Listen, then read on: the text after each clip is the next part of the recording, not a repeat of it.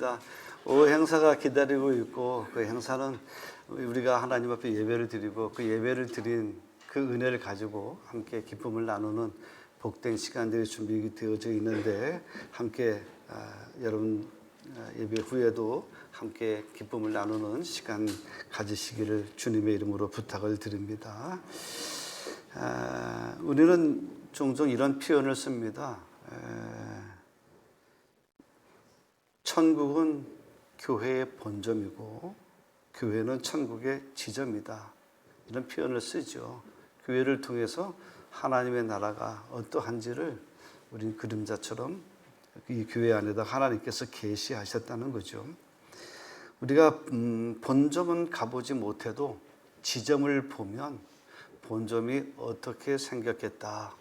또 본점의 규모와 크기와 상황이 어떻겠다라고 하는 것, 그 능력을 어떻게 했다라고 하는 것을 대충 가늠해 볼 수가 있을 것입니다.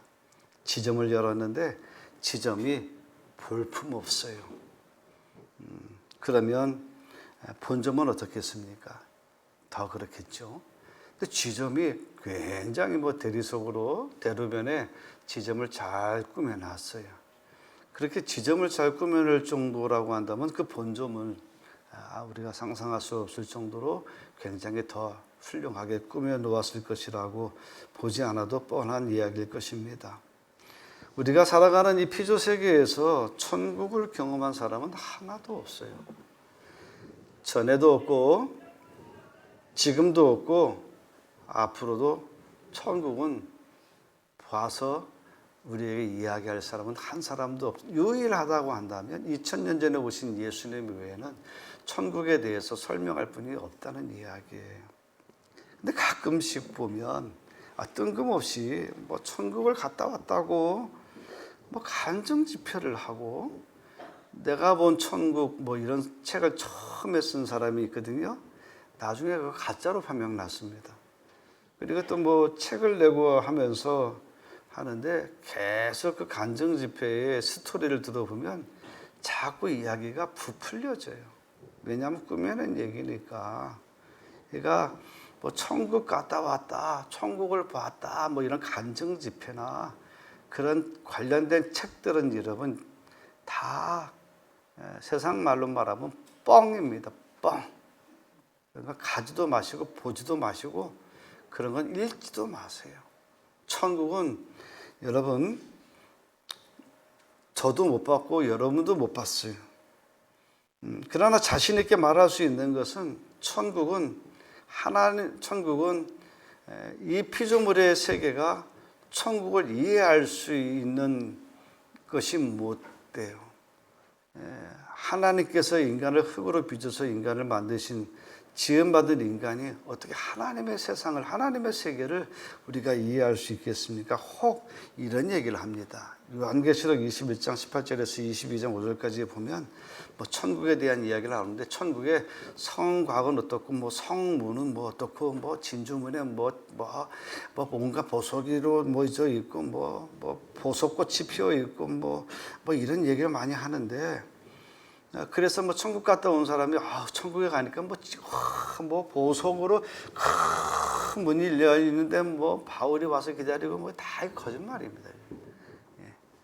금은 보석으로 천국이 치장되어져 있다는 그 자체 스토리 자체가 이건 맞지 않는 이야기예요. 이거를 문자적으로 그러니까 성경에 있지 않느냐라고 얘기하는데 이거는 요한계시록은 묵시록이에요. 묵시록의 한 부분입니다. 계시된 쪽, 비밀의 책이에요. 이거를 문자적으로 물리적으로 해석을 하면 안 되죠. 이걸 상징적이고 영적으로 해석을 해야 되는 겁니다. 그래서 천국이 본점이고 교회가 지점이라면 이 정도는 해석을 할 수가 있어요. 그 요한계시록에 보면 하나님의 나라는요 빛이 필요가 없어요. 햇빛이 비추어서 빛을 비추는 세상이 아니에요. 하나님 스스로가 그분이 빛이시기 때문에 그 빛이 세상의 빛을 이겨내는 거죠. 쉽게 말씀을 드리면 사울이라고 하는 청년이 다메섹에서 기독교인들을 핍박하러 갔다가 빛으로 오신 주님을 만나는데 그 빛이 햇빛보다 얼마나 강한지 그 빛에 눈이 쏘여서 눈이 멀잖아요. 그렇기 때문에 이 하늘나라의 빛은 이 세상 태양이 비치는 빛하고는 전혀 상관이 없이 스스로 빛을 내시는 하나님의 그 광채로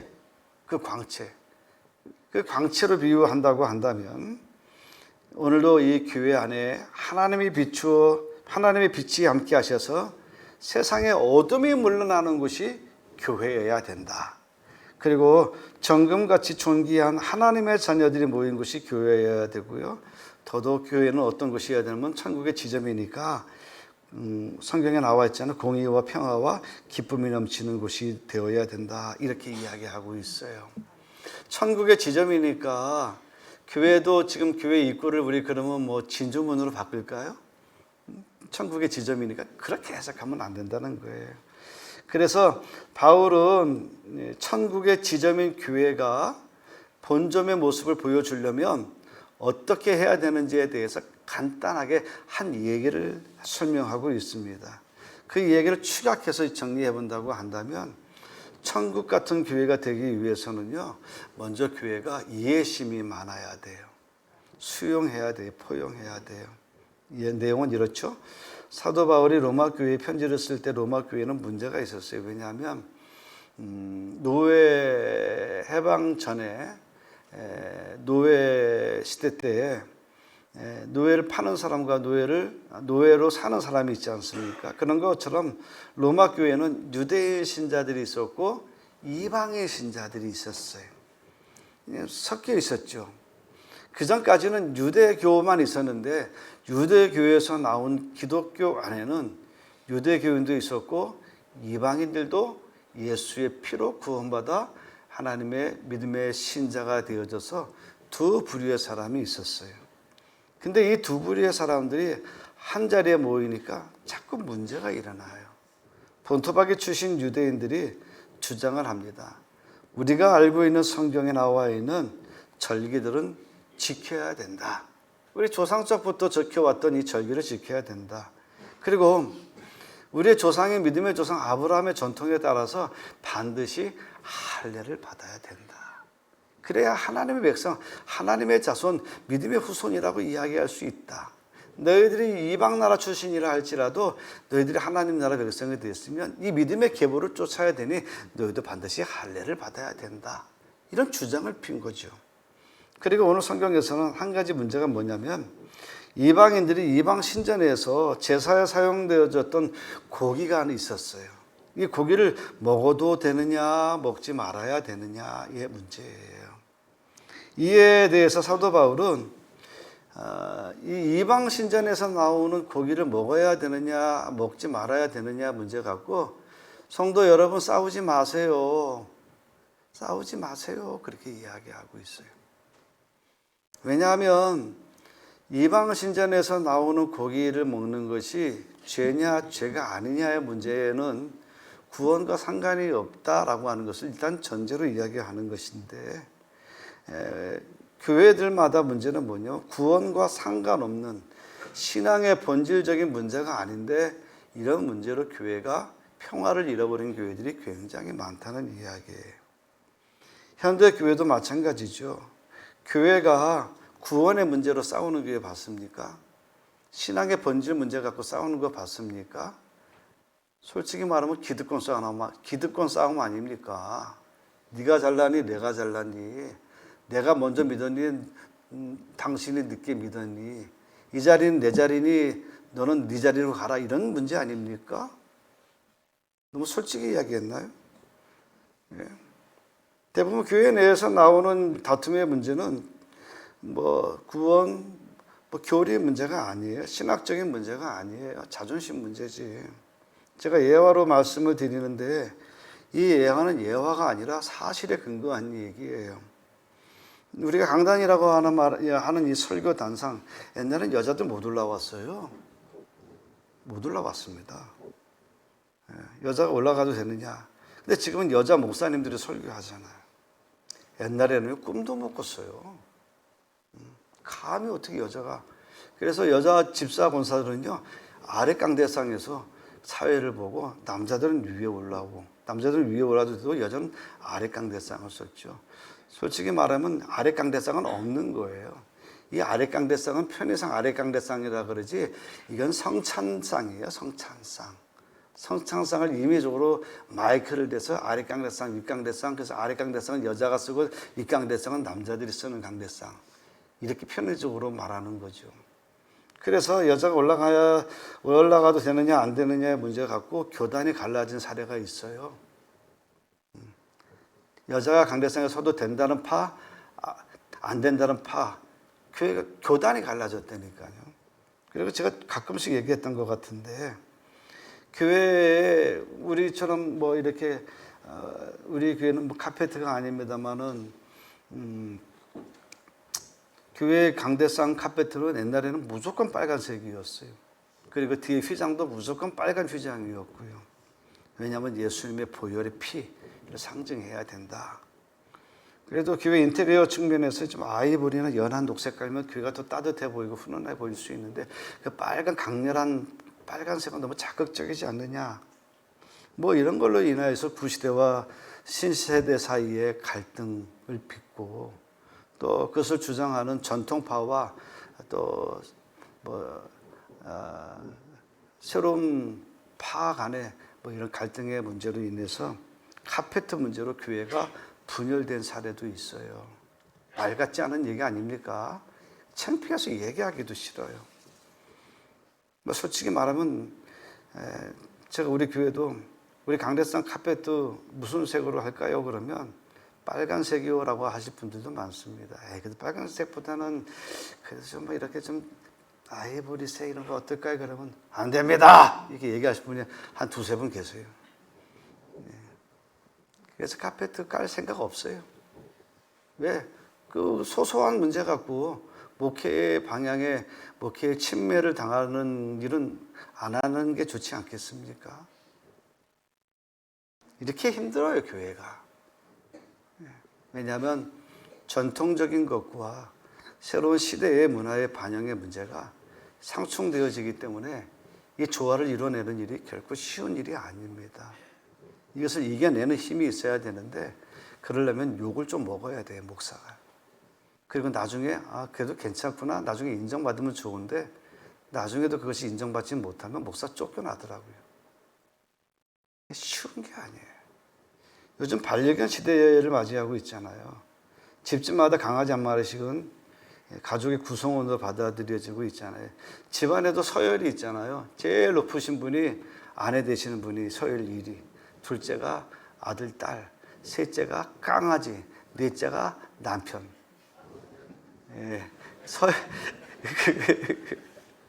서열이 높은데 옛날에는 안 그랬어요. 옛날에는 오래전 얘기입니다만 시골 교회 마당에는요 해마다 강아지가 한 마리씩 바뀝니다. 그 이유는 가을에 잡아먹으려고 강아지를 키우거든요. 강아지를 잡아먹어서 동네 어른들 다 초대해서 잔치를 벌입니다. 이번에 교회에서 그 진돗개 한 마리 잡았으니 고기 맛있으니까 어르신들 오시라고 초대해서 함께 식사하고 막 그랬었어요. 시골 교회들이. 상상할 수 없는 일이죠. 지금도 젊은 우리 청년들이 고기를 이렇게 돌리는데 옛날에 그렇게 잡아먹었다니까요. 그 잡아먹고 또 하나 장날 가가지고 강아지 가다가 또 묶어서 또 키우고. 왜? 내년에 잡아먹으려고. 근데 여러분, 지금 강아지를 남편보다도 호봉수가 높고 위에 있는 이 반려견들을 말씀이죠. 잡아먹는다라고 하는 것. 시대가 용납을 못하지 않습니까? 가족의 일원으로 받아들이는 이 세대에 여러분, 과연 교회조차도 강아지를 잡아서 점심 회식용으로 쓴다라고 생각하면 여러분, 교회 나갈 사람 많아요, 우리 교회도.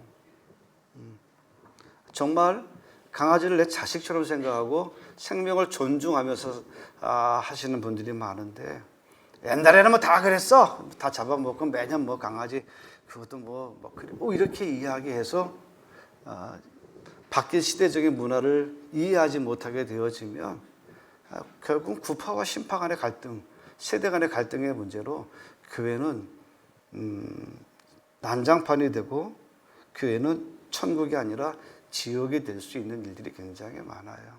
71년의 역사를 가진 교회가 70년을 견뎌왔던 분들과 이제 새롭게 신앙생활하는 분들과의 신앙적인 문제, 이 교리적인 문제, 사실은 이해하고 납득하기 어려운 문제들이 많이 있습니다.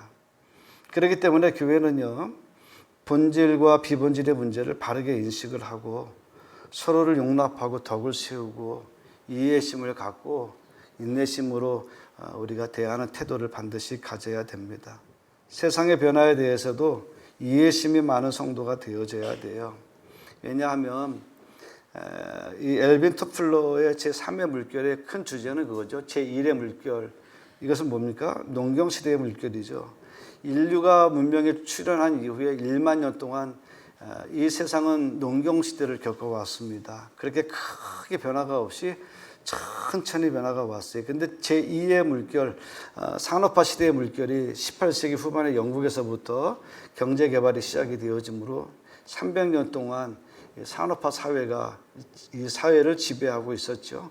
그러다가 20세기 후반에 제3의 물결이라고 말하는 정보화 시대가 열렸습니다. 그런데 지금 21세기를 맞이하면서 갑자기 제4의 물결이 출범이 되어졌죠. 제4차 산업혁명 시대라고 이야기하죠. 인공지능 로봇 시대. 그렇죠. 요즘 식당에 가도 로봇이 이렇게 와서 음식 배달 왔습니다. 그래서 음식을 내리면 또 지게 또 막 돌아서 또 자기 주방으로 갑니다. 이렇게 뭐 그런 시대죠. 지금 세상 밖에 도로에는 전기차가 도로를 지금 매일매일 점거를 해 나가고 있습니다. 생명공학 시대에 환갑 노인이 아니라 70 노인이 아닙니다. 70도 청춘이에요. 왜냐하면 지금 100세 시대가 열리고 있기 때문에 그래요. 어려서 SF 과학 영화에서 보았던 그 영상통화, 저희 어렸을 때만 하더라도 과학 영화에 나왔던 겁니다. 뭔가 폰을 들고 보는데 그 화면으로 이야기하는 거. 그거 우리 집에 4대 있습니다. 4대. 왜 성가대만 웃습니까? 여러분이 웃어주셔야 되는데 여러분은 없습니까? 여러분들도 다 있잖아요. 젊은 애만 갖고 있습니까? 어르신들도 다 핸드폰으로 다 카카오톡으로 페이스톡으로 여러분 다 영상 통화하고 있지 않습니까? 이제 자기 집에서 모니터로 예배를 드리고 찬반 양론에 있지만 지금은 휴대폰으로 헌금을 결제하는 시대가 되고 말았습니다. 현장 예배에 대한 중요성은 아무리 강조해도 지나치지 않지만 다변화되어지는 사회 속에서 예배를 드릴 수 없는 상황과 공간 속에 있는 분들에게 예배를 드릴 수 있는 기회를 제공한다는 측면에 있어서는 이 인터넷 예배, 온라인 예배, 과연 이거를 무조건 막아야 될 것인가 라고 하는 측면에서는 우리가 심각하게 다시 한번 이 제4의 물결에 쌓여져 있는 우리가 한번 어떻게 생각해야 될지에 대해서 심각하게 생각을 해봐야 되죠. 이번 주부터 시작되어지는 전통적인 대신방, 이런 대신방도 선택적 신방으로 분명히 바뀌어가는 것도 변화의 한 추이라고 생각합니다. 어떻게 신방을 받는 분들이 교회 행정과 목사의 일정에 따라서 강요된 신방을 받습니까? 모든 사회 질서가 다 예약 문화로 바뀌고 있는데 전혀 바뀌고 있지 않는 것이 뭐냐면 성도들이 신방을 받는데 그 신방은 목사가 시간 날 때 받는 거예요. 나의 시간과 상관이 없어요. 목사가 시간이 돼야 성도들이 신방 받는 구조는 이건 전통적인 신방이에요. 신방을 받는 성도의 입장이 아니라 신방을 하는 목사의 일정에 맞춘 신방. 그래서 신방을 원하는 분들이 일정과 장소를 정해서 이야기하면 그 시간에 맞추어 나가는 신방으로 이제 차차 변화가 되어져야 된다. 신방을 받는 사람이 중요한 거 아니겠습니까?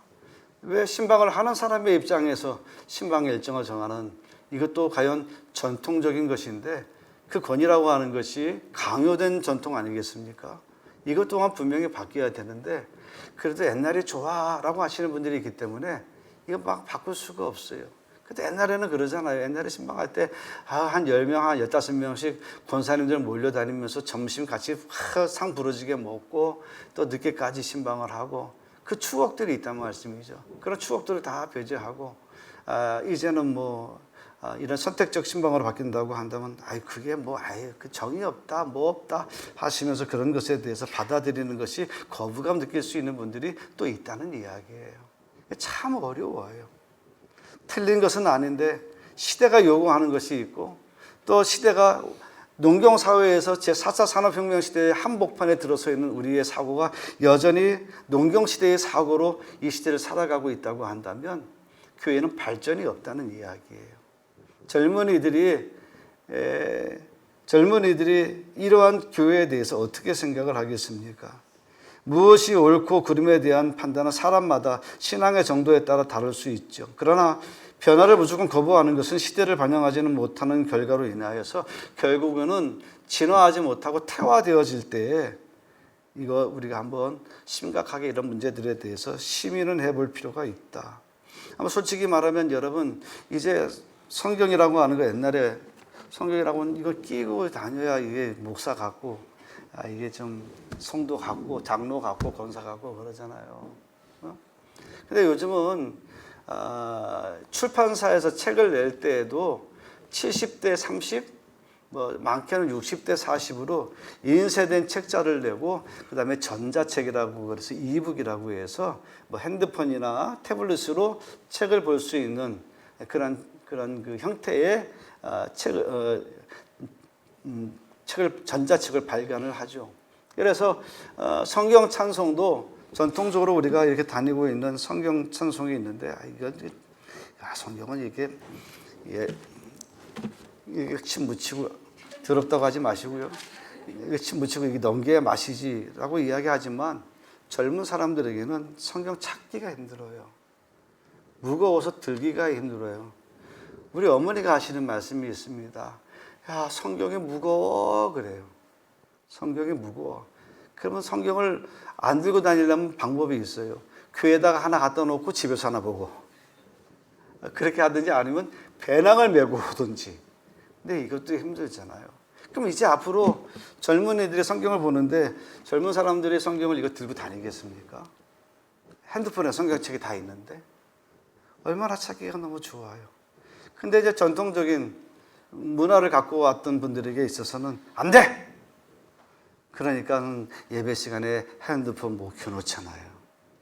어르신들이 째려보니까. 근데 젊은 사람들은 그게 너무 익숙해져 있잖아요. 어려워요. 이 양목사가 고민이 많아요. 잠이 안 와요. 예? 젊은 사람들도 격려해야 되고 어르신들의 그 지혜도 우리가 또 존중해 줘야 되고 이 변화의 시대에 어떻게 해야 되는지에 대한 고민들이 굉장히 많다는 거예요. 그런데 국가도 기업도 개인도 시대의 흐름에 따라 목표를 잘 수정하지 않으면 이 소련이 붕괴되고 사회주의 체제의 유럽의 국가들이 다 몰락하고 말았지 않았습니까? 그리고 우리가 흔히 대기업들은 무너지지 않는다. 그래서 이런 말을 썼어요. 대마불사라고 하는 말을 썼어요. 대기업들은 하루아침에 무너지는 경우가 없다라고 했지만 지금은 말씀이죠. 대기업도 사고의 전환을 갖지 않으면 하루아침에 기업이 무너집니다. 교회도 마찬가지예요.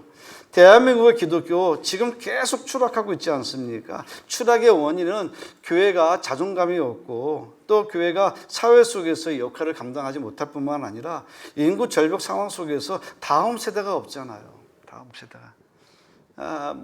저희 어렸을 때만 하더라도 주일학교가 1학년 부서, 2학년 부서, 3학년 부서, 4학년 부서. 그래서 제가 맡은 부서는 4학년 부서 총무교육전도사였어요. 그러면 4학년에 몇 명 있었느냐? 70명에서 80명이 있었고 교사가 11명이 있었습니다. 그러면 1학년부터 6학년까지 하면은 600명, 700명이었어요. 주일학교만. 언제요? 86년도, 87년도에 주일학교 600명, 700명이었습니다. 지금은요. 주일학교 여러분 10명 넘는 교회가 없어요. 제천중학교 밑에 급으로 내려간다고 한다면 주일학교 그저 목사 자식들, 그저 성도님들 자녀들 몇 명? 한 두세 명 앉아서 예배를 드리는 상황이에요. 청소년은 꿈도 못 꾸고요.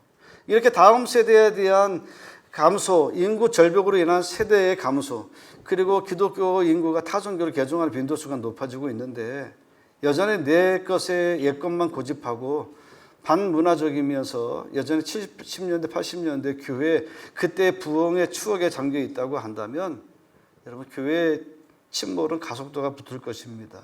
이런 교인수의 감소라고 하는 이 흐름을 바꿔놓을 수 있는 근본적인 대책을 마련하지 못하면 결국은 내리막길이 될 것이고요. 5년 뒤에 10년 뒤에 교회가 혁신적으로 바뀌지 않으면 제천중앙교회도 희망이 없다. 분명한 이야기예요. 가만히 있어서 교회가 존속되어지는 이제 그런 시스템이 아니라는 이야기예요. 끊임없이 혁신이 되어지고 개혁이 되어지고 또 그렇게 돼서 시대에 부응하고 또 시대를 이끌어갈 수 있는 선구자적인 교회가 되어져야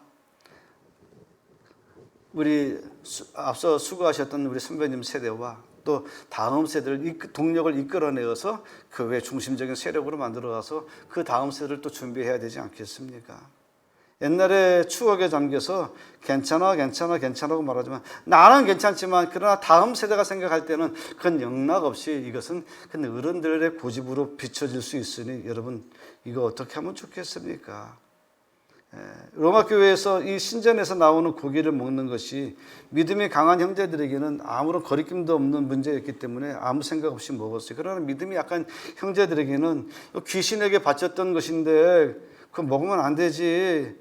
이런 것으로 인하여서 먹어도 된다, 파, 먹으면 안 된다는 파라고 하는 겁니다. 저 어렸을 때 우리 엄마가 떡을 안 줬습니다. 집에서 떡을 해 먹을 형편은 안 돼요. 옛날에 저희 어렸을 때 떡을 누가 합니까? 제사를 지낸 집이어야만 그래서 떡을 조금 해서 좀 먹어보러 가져다 주면 저희 어머니가 절대로 그 떡을 안 줬어요. 왜냐하면 제사상에 올라간 떡이라고. 왜? 목사님이 그렇게 가르쳤으니까. 그래서 저는 지금도 이 팥이 올라간 떡은 저 제사떡 아니야? 이런 선입감을 갖고 있어요. 근데 성경은 그것은 비본질의 문제이기 때문에 문제가 안 된다고 하는데 왜 옛날 목사님들은 너무 신앙적으로 너무 보호하려고 하다 보니까 그래서 이걸 이겨내는 힘보다는 먹으면 안 된다라고 하는 이 카테고리 안에 갇혀 가둬두게 신앙생활을 했던 것이지요. 근데 여러분 아직도 여전히 그런 신앙의 비본질의 문제 갖고 교회가 다투는 일은 결코 옳은 일은 아니다.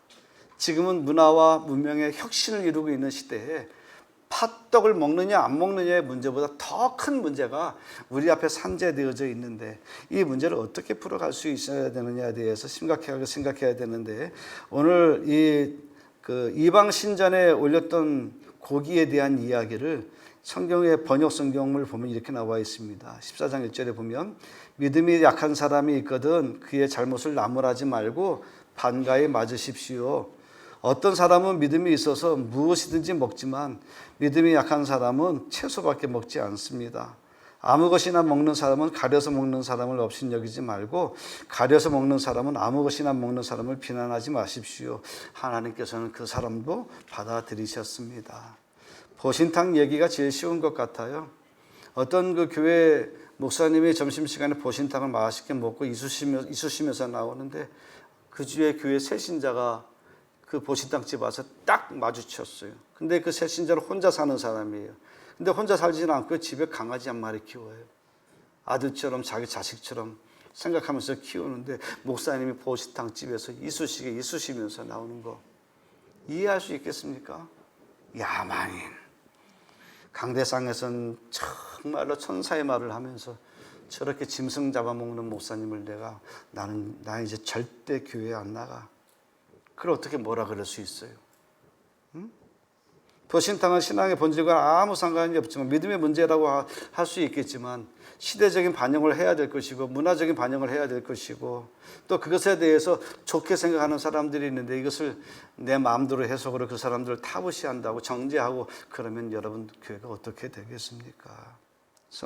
그래서 이 본질과 하등에 상관이 없는 문제이지만 그것 때문에 시험 드는 성도가 있다면 반드시 삼가하는 것이 성숙한 신앙의 태도라고 하는 것입니다. 교회는 천국의 지점이라고 말씀을 드렸습니다. 그래서 천국의 지점인 교회는 어떤 곳이어야 됩니까? 서로 화평해야 됩니다. 화평. 제가 오늘 성가대 찬양, 묵도송, 기도송 그리고 오늘 찬양까지 보니까 평안에 대한 곡들입니다. 모든 곡에 다 주님이 주시는 평화에 대한 이야기가 들어가 있어요. 근데 과연 천국의 지점이라고 말하는 교회가 평화가 있느냐라고 말할 때 참 확신 있게 말씀드리기가 굉장히 어렵습니다. 왜냐하면 사람마다 다르기 때문에 그래요. 저는 괜찮은 것 같은데 어떤 분들에게 있어서는 안 그럴 수도 있으니까 그렇습니다. 그런데 분명한 것은 뭐냐면 그리스도인에게 무엇보다 중요한 일은 먹고 마시는 것이 아니라 하나님께 의로운 사람으로 인정을 받고 예수의 평화를 이루며 성령을 주시는 기쁨을 누리는 것이다. 하나님의 나라는요, 예수의 평화를 경험한 사람이 그 평화를 가지고 상호간의 조화를 이루는 것이 교회의 모습이다. 천국 지점이다. 서로 양보해야 돼요. 이해해야 돼요. 서로 인정해야 됩니다. 배려해 줘야 돼요. 교회에서 형제끼리 싸우면서 할 만큼 중요한 일은 절대로 존재하지 않습니다. 하나님께서 우리를 이해하려 하지 않으시면 판단하시면 돼요. 그러면 이 세상에서 구원받을 사람이 없어요. 근데 하나님은 판단하시지 아니하시고 판단을 유보하시고 자기 아들을, 하나님이신 아들을 이 땅에 인간의 옷을 입혀서 우리를 위해서 죽게 하셔서 그 예수에게 우리의 죄를 담당하심으로 인하여 우리의 죄를 사하셔서 구원받은 하나님의 자녀가 되게 해주신 것이 우리 기독교의 도리고 목적 아니겠습니까? 정죄하고 판단하는 일, 그럴 수는 있지만 그런 것들이 절대 오래가지 않도록 그렇게 하십시오. 제가 비유로 늘 말씀드리잖아요. 목사는 집사람하고 안 싸울 것 같죠? 싸워요. 주먹질만 안 해서 그렇지. 싸웁니다. 그래 어떻게 해요? 또 여보 미안해 사랑해 뭐 그러고 사는 거지 뭐. 어떻게 우리 믿음 안에서 사는 사람들이 1년 360을 좋을 수 있어요? 생각과 또 살아왔던 삶의 환경이 전혀 다른 사람들이 모였는데 일치한다는 것이 기적 아니면 불가능한 일인데, 그래도 우리는 어떻게 해야 됩니까? 십자가의 은혜입니다. 뭐라고요? 십자가의 은혜. 그 은혜 안에서 우리는 녹아져야 되는 것이에요. 그것이 안 되면 더 이상 뭐 할 말이 없는 거 아니겠습니까? 성경의 고린도후서 5장 18절에 우리를 자기와 화목하게 하시고, 누구와? 그리스도와 화목하게 하시고 우리에게 화목하게 하는 직분을 주셨다 그랬어요. 저는 교회에 그러니까 두 가지가 됐으면 좋겠어요. 어차피 목사를 청빙하여서 목사를 통해서 원하는 바가 있으니까 일단 교회가 잘 됐으면 좋겠어요. 부흥이 돼서 부쩍부쩍 우리 성도들이 늘어났으면 좋겠어요. 깨어진 영광을 회복했으면 좋겠어요. 제천 중앙교회가 제천의 중앙교회였었어요, 옛날에. 그 영광을 좀 회복했으면 좋겠어요. 그리고 두 번째는 뭐냐면 교회가 화목했으면 좋겠어요. 교회가 너무 많이 싸웠어요. 너무 무서울 정도로, 가슴이 떨리고 밥맛을 잃을 정도로 아주 심각하게 죽기 살기로 싸웠어요. 그래서 여러분, 우리 교회가 화목했으면 좋겠어요. 목사가 성도를 대할 때 화목했으면 좋겠어요. 성도가 목사를 대할 때 좀 긍휼히 여겨줬으면 좋겠어요. 아까 내가 일부 예배 때는 불쌍히 여겨달라는데 내가 너무 초라해진 것 같아가지고 긍휼히 여겨줬으면 좋겠어요. 외롭잖아요, 여러분. 외롭잖아요. 목사에 외로운 사람들이에요. 성도들하고 가까운 것 같지만 또 목회를 위해서 거리를 또 둘 수밖에 없고, 친해지고 싶지만 너무 친해지면 인간적인 친밀감 때문에 나중에 또 말씀이 말씀으로 들려지지 않을까 봐 매사에 사실은 조심스러운 것이 목회자입니다. 그래서 우리 교회가 긍휼이 넘쳐서 화목해서 부흥하는데 이 두 가지 중에 하나라도 안 되면 실패한 목회예요. 부흥이 안 돼도 실패한 거고 화목하지 않은 것도 실패한 목회예요. 이 두 가지가 잘 돼서 우리 천국 지점을 이루는 교회가 될 수 있기를 주님의 이름으로 축원합니다. 옛날에 그랬잖아요. 어르신들이 일로 한 번 웃으면 한 번 젊어지고 한 번 화나면 한 번 늙는다 그랬잖아요. 사람이 죽어가고 있는 증거는 웃음을 잃어가고 있으면 죽어가고 있는 거예요. 그러나 우리가 생명이 회복되어지고 있는 건 뭐예요? 웃음이 살아난 거예요. 우리 집사람이 아파가지고 수술 전날까지 있잖아요. 두 번의 고비가 있더라고. 수술하기 전날, 그 다음에 수술한 다음에 결과보러 가는 날. 그 전날이 그렇게 무서워요. 저 사람도 힘들고 나도 힘들고. 그때는 웃음기가 없어요. 집안이 공포 분위기예요. 괜히 건들면 막 막 눈물이 와르르 쏟아질 그럴 것 같아요. 막 죽어가는 것 같아요.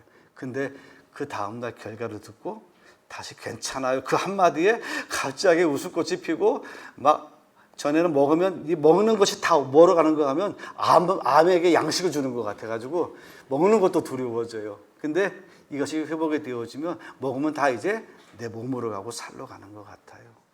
그 얼굴이 회복되어지잖아요. 얼굴이 기뻐지잖아요. 사랑하는 성도 여러분, 웃고 삽시다. 기뻐하며 삽시다. 많은 사람들이 그래, 우리 교회 문제 없어라 이렇게 얘기하는데 그 순생 거짓말입니다. 교회가 어떻게 문제가 없어요. 300명이면 최소한 300명의 10분의 1, 30개의 문제는 있는 거예요. 30개의 문제. 10분의 1은 문제가 있는 거예요. 근데 왜 문제가 문제처럼 안 느껴지는가 하면 교회가 건강하기 때문에 문제가 문제처럼 안 느껴지는 거예요. 지나가는 거지. 우리가 독감 바이러스를 주사를 맞지만 면역이 약한 사람은 이 바이러스를 건강한 사람은 이겨내지만 건강의 면역력이 약하면 바이러스가 들어와서 독감에 걸리고 병원에 입원하기도 하고 독감으로 죽는 사람이 사실은 코로나 죽는 사람보다 훨씬 많아요. 독감이 그렇게 위험한 거예요. 우리 지난 3년 동안 그 코로나 때문에 고생했잖아요. 그때 면역이 약한 분들 가운데 코로나 때문에 지금까지 휴유증 앓는 분이 있어요. 내가 누구라고 얘기하지 않겠지만 지금도 아주 벌벌벌 떨어요. 손 떨고 아주 그냥 살이 막 한 10kg, 20kg씩 이게 이유 없이 병원에 이유가 없어요. 휴유증이에요. 그리고 막 공황이 오고 우울증이 오고 또 어떤 사람들은 목사님이 소천하셨대요. 그래서 아니 왜 그 목사님 왜 돌아가셨대? 하고 물어보면 코로나 휴유증으로 돌아가셨대요. 면역력이 약해진 사람들에게는 이 바이러스가 공격하여서 사람을 죽게 만드는 거예요. 근데 성경에서 가장 믿음의 면역 체계가 가장 강한 사람을 꼽으라고 한다면 저는 이 사람을 꼽겠어요. 이 사람 스데반 집사. 스데반 집사는 은혜를 받고 은혜 받은 것을 나가서 사람들에게 증언했는데 듣기 싫어하는 유대인들이 저가 알 수 없는 말을 한다고 하면서 유대인들이 돌을 들어서 스데반 집사를 돌로 쳐서 죽였어요. 돌에 맞는 그 순간 얼마나 아팠겠어요. 요만한 돌을 때려도 아픈데 주먹만한 돌을 들고 그 앞에서 내리치는데 얼마나 아팠겠어요. 그래서 죽었잖아요. 여러분 죽었어요. 죽었을 때 사도행전 7장 59절에 그들이 돌로 스데반을 치니 스데반이 부르짖어 이르되 주 예수여 내 영혼을 받으시옵소서. 무릎 꿇고 내 영혼을 받으시옵소서. 무릎을 꿇고 크게 불러 이르되 주여 이 죄를 그들에게 돌리지 마옵소서. 이 죄를 그들에게 돌리지 마옵소서. 무릎을 꿇고. 왜? 그는 강한 믿음의 면역성을 갖고 있었기 때문에 이것 죽음이 끝이 아니라 우리는 죽음 이후에 부활에 새로운 하나님의 천국이 있다는 것을 확실히 믿기 때문에 그가 세상을 등지면서 세상을 원수처럼 생각하지 않고 오히려 하나님의 은혜가 저들의 행위 때문에 오히려 죄를 받고 심판을 받기보다는 주여 이 죄를 저들에게 묻지 마옵소서라고 중보하며 기도할 때 놀라운 것은 스데반 집사가 죽었다라고 표현을 하지 않고 잠을 잤다, 잠이 들었다 그렇게 표현을 하고 있어요. 어떻습니까? 오늘 저와 여러분들 우리 제천중앙교회가 하나님이 원하시고 바라시는 천국 지점 우리 제천중앙교회 하면 천국 제1호 지점 우리 되어지는 은혜가 있으시고 오늘 게임 많이 하는데 게임에 너무 목숨 걸지 마요. 천국 시민들은요 게임은 지려고 해야 돼요. 져주는 게임을 해야 되지 이기려고 하는 게임 하면 안 돼요. 그래서 오늘 게임이 하루 종일 즐거운 시간 되시기를 주님의 이름으로 축원합니다.